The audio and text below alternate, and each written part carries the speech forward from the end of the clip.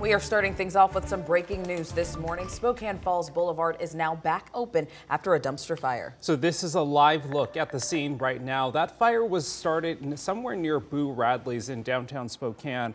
Right now, Spokane Falls Boulevard back open. That's a new update from the last half hour. The fire was reported around 5:30 this morning, and our crews on the scene learned that grease on the side of the building caught fire and caused some minor external damage to that building there. This, of course, is a developing situation. We're keeping you updated here on Up with KREM and on our website, krem.com.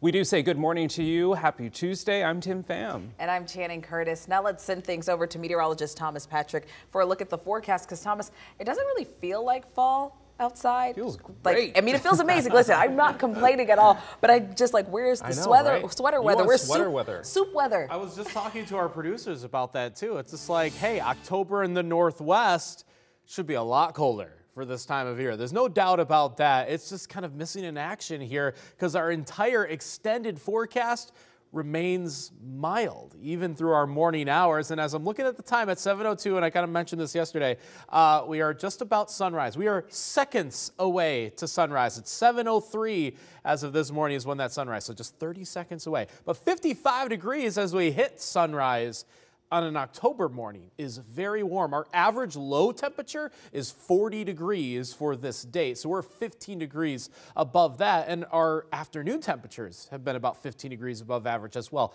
A whole lot of areas waking up to temperatures, not just barely 50 degrees, but well into the 50s. You see 59 in Pomeroy, 57 in Deer Park, even 61 for the current temperature in Lewiston as of the current hour. Sun just coming up, and we are going to get nothing but sunshine all day long for today. There's your hour-by-hour forecast. Looking at low 70s for this afternoon, about 12 to 15 degrees above average today. And today is still the coolest day of my entire extended forecast. I'll show you how much warmer we'll get and how close to record highs we'll be pushing now.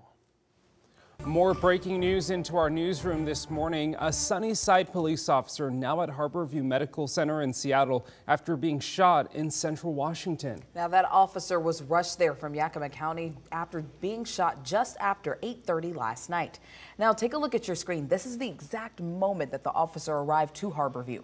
According to the Sunnyside Police Department, at last check, the officer is in stable condition and is expected to be okay. Law enforcement escorted the ambulance to Harborview after the officer was shot last night about a mile away from Sunnyside Community Center.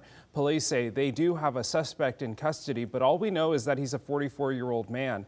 They say he tried to run from the scene but was found a few blocks away. And because the suspect was reportedly uncooperative, Yakima SWAT used a beanbag round to detain him. 2 handguns were also found on the suspect.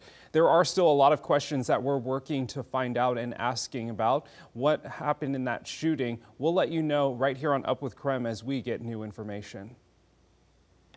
This morning, we're learning more about reports of suspected fraud involving a large amount of money in the city's housing and homeless system. 2 Spokane City Council members are now pushing for a criminal investigation into these claims. So KREM 2's Nicole Hernandez is joining us live right now from City Hall. Nicole, this is a lot of information to break down, but what do you know about this alleged fraud? So Channing, those 2 city council members say that they learned a former employee of the Guardians Foundation was mishandling money. They say they learned that that fraud could be anywhere between $100,000 and $1 million. In a press release, the council members say city administrators told them about the alleged fraud last week. Now they're calling for a criminal investigation into the claims. We spoke with the Guardians Foundation CEO, Mike Shaw, yesterday. He says the foundation is doing an internal investigation into the former employee. This after an audit that started back in December revealed the potential fraud. I feel like I've been trying to carry the burden and protect my employees, to keep them focused on what we do. It's been very difficult. I think betrayal is one of the worst things that can happen to people. Shaw did not tell us who the former employee is or how much money they took, but he did say their investigation so far shows an employee transferred a significant amount of money into their personal account. Shaw says the foundation reported this to the police and has briefed the mayor's office on the situation. The mayor is now asking for the city to go through invoices the Guardians submitted to the city and any payments they made to the foundation. We asked the mayor for any record of reports of this fraud. We also put in a records request to the Spokane Police Department for them to give us any reports that the Guardians Foundation say they filed. The police department says they do not have any official police reports about this fraud, but they do have record of a crime check call from September 29th from someone within the Guardians Foundation. In Spokane, Nicole Hernandez, KREM 2 News. It's 7:06. Let's take a look at your morning rush. More news in less time. This morning, we have new video out of Arizona showing the moments after a wrong-way crash that killed two teenagers from Clarkston. 18-year-olds Aubriana Hoffman and Maggie Ogden were both students at Grand Canyon University. Investigators say that a driver going the wrong way hit the teen's car. Hoffman was studying marketing and advertising. Ogden was pre-med studying biology. Next month, the man who pleaded guilty to a North Spokane shooting will be sentenced. Spokane police say that Dwayne Delaney shot at two women back in May. Delaney was arrested for attempted murder and assault charges.